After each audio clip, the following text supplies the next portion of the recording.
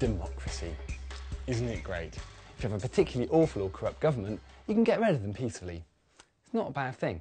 However, what happens when you have a major, urgent, important problem like climate change and none of the major political parties on offer are prepared to do what it takes to tackle the problem effectively? Where do you turn?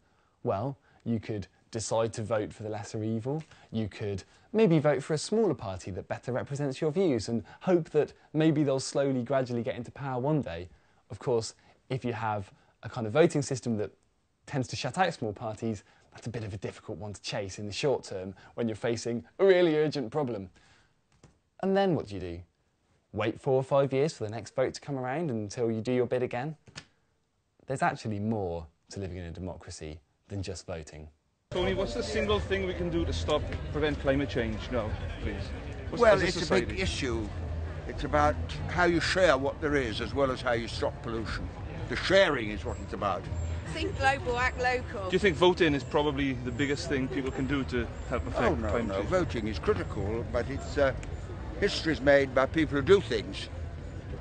So action, direct action maybe. And then out of that comes a demand and then it's reflected in the votes, I think. That's the way I think it works. I'm here to register my vote. Here it is. I vote for justice and peace.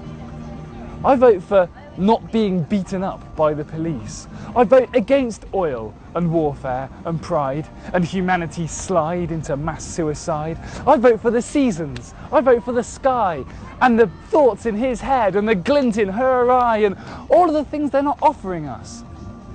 Our dreams are too big for their ballot boxes, for once every 4-year penciled in crosses. Where do I write in the world that I want? So I'll vote with my body, my hands and my words, with all that I do and all that I say. I won't vote when I'm told, I'll vote every day. I'll vote by getting in the way of all their awful plans and schemes. With a banner or a spanner or a tape of MC Hammer and a tone-deaf karaoke team.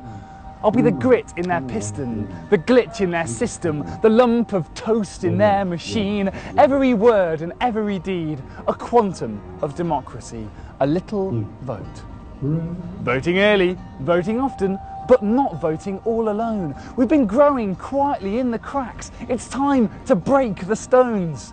It is your democratic right to not go down without a fight. Don't sit there feeling powerless. They can't ignore you when you vote by camping on their duck island and pissing in their moat, because every day's election day. You coming out to vote? Yes, I said every day's election day.